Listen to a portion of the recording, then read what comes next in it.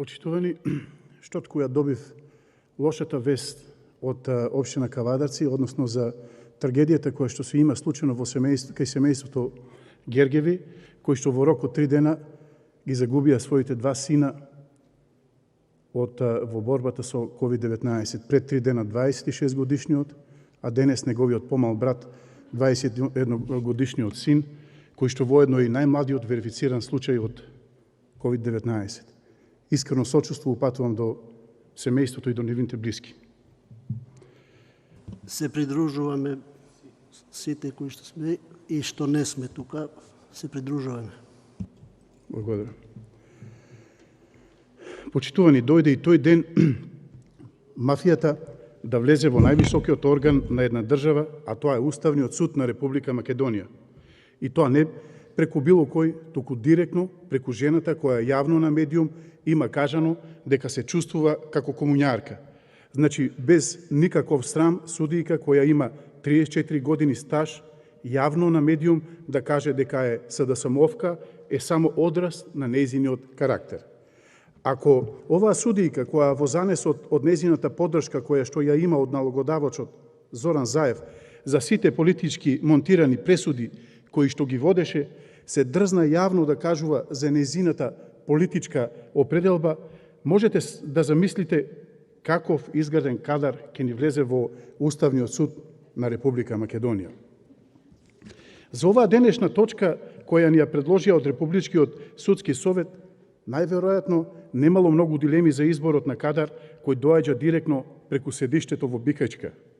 Преку предлогот за избор на Добрила Кацарска за уставен судија, фамилијата на власт не само што ја наградува нивната миленичка помеѓу судиите, туку и испраќа една силна порака до сите останати судии во Република Македонија. Ако свирете како што ние ќе ви диригираме, наградата ќе ја добиете многу брзо. А ако не, мислете му ја, ветингот набрзо ќе дојде, па наместо награда може да се збогувате со вашата судска кариера. Без разлика на вашите квалитети, без разлика на вашите резултати, на вашето работење, доколку не го спроведете и не го спроведувате она што ќе ви го нарачаат од СДСМ, на ваше место ќе дојде некој друг кој што ќе биде спремен да ги извршува партиските судски пресуди. Сакам да истакнам неколку работи. Уставниот суд на Република Македонија, значи истакнувам неколку работи во врска со Добрила Кацарска. Уставниот суд на Република Македонија пресуди дека Кацарска го прекршила Уставот и основните човекови права. Кацарска е судија на кој Уставниот суд и понуштил одлука. Судија кој не го знае и почитува Уставот, не смее да биде уставен судија. За постапувањето на Кацарска имаше повеќе поплаки. Една таква е представката од Народниот правобранител за случајот 27. април. Помош од Народниот правобранител побараа семејствата на обвинетите. Според нив, судијката направила груба повреда на постапката кога кон гаранцијата ја додала и мерката притвор, бидејќи обвинетите редовно се јавувале на судењата, никој од нив не се дал во бегство, не го повторил или пак довршил кривичното дело. Не е донесена правосилна судска одлука со која што осудениот може да отпочне да ја издржува затворската казна. Дали знаете колку детски соништа се уништени со однесувањето на Добрила Кацарска и драконските казни кои што ги изрече за овој случај од 27. април? Понатаму, вели, Кацарска влијаела врз судии во носење судски одлуки во други случаи. Цитирам сведоштво на Лиле Стефанова. Кацарска беше посочена од оваа обвинителка Стефанова дека вршела директен притисок кон нејзини колеги, мешајќи се во судски одлуки. Судија кој врши притисок кон колеги треба кривично да одговара, а не да биде унапредуван во уставен судија.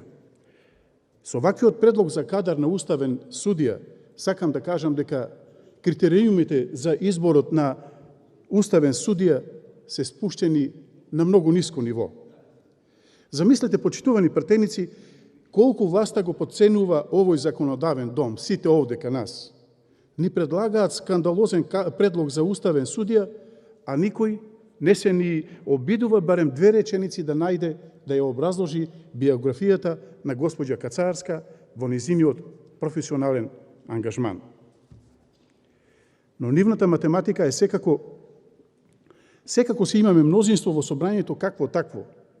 Опозицијата нека се изборува, пратениците од владеачкото мнозинство нека си молчат, че се изморат од зборење и че се ја изгласаме Кацарска. Или секое чудо за 3 дена, че се крене врева, ама нашиот проект за мафијашки упад во Уставниот суд, во највисокиот орган на државата, че си го истераме до крај. На овој начин размислува и функционира старо-новото владеачко мнозинство. Меѓутоа, тоа се калкулациите и математиките во нивните партиски штабови, преку кои ќе се обидат да го узурпираат целокупниот судски систем. А во реалноста ќе ни се случува нешто за кое што верувам дека еден ден силен дипломатски на еден силен дипломатски начин еден ден ќе реагира и целата меѓународна заедница. И ако ова се реформите во судството, кои што ни ги најавуваше аболицираниот премиер како поранешен предводник на тие судски реформи, тогаш со сигурност можеме да констатираме дека на прав пат сте. Очигледно, реформските процеси сте ги препишале од вашиот идеолошки лидер, председателот на Северна Кореја, Ким Јонг Ун. Затоа што само во Северна Кореја послушниот на лидерот може да биде награден затоа што го прекршил уставот на државата во интерес на задоволувањето на желбите и потребите на диктаторот. Но ниту Република Македонија ќе биде Северна Кореја, ниту народот на Македонија ќе ја трпи оваа криминална банда која бескруполозно сака да навлезе во сите пори на општеството, со што ќе се обиде да ни ги контролира слободата на мислење и изразување. Затоа очекувам реакција од меѓународната заедница. Не може судијка која што се изучува во учебниците во Колумбија, како не треба да суди еден судија, да биде избрана на местото уставен судија. Не може судија која судела спротивно на уставот да го брани и да го застапува уставот. А за предметите од Страсбург, кои што се очекува многу брзо да пристигнат, ќе биде само една голема потврда за тоа што ние вчера и денеска тука дебатираме и сакаме да ви го укажеме. Меѓутоа, за жал, штетите ќе ги плаќаат сите граѓани на Република Македонија. На крај, бидејќи него видов нејзиниот најголем успех во нејзината биографија, а тоа е од нејзината кариера, а тоа е судењето од 27 април, каде во неделата пред да се случат уставните измени, таа им судеше на 5 пратеници за тероризам, од кои што 3 од тие, на кои што им судеше, гласаа за промена на името, а потоа добија амнестија. И затоа што на уставобранителите им пресуди 211 години затвор, може би Зоран Заев и СДСМ денеска и утре ќе ја наградат. Историјата може би ќе ја стави и неа меѓу другите на незината темна страна. Но, почитувани колеги, почитувани граѓани, јас сум верник, верувам во Бог и сигурен сум кај што правото и правдата се злоупотребуваат за лични добра, само Господ знае како. Ви благодарам.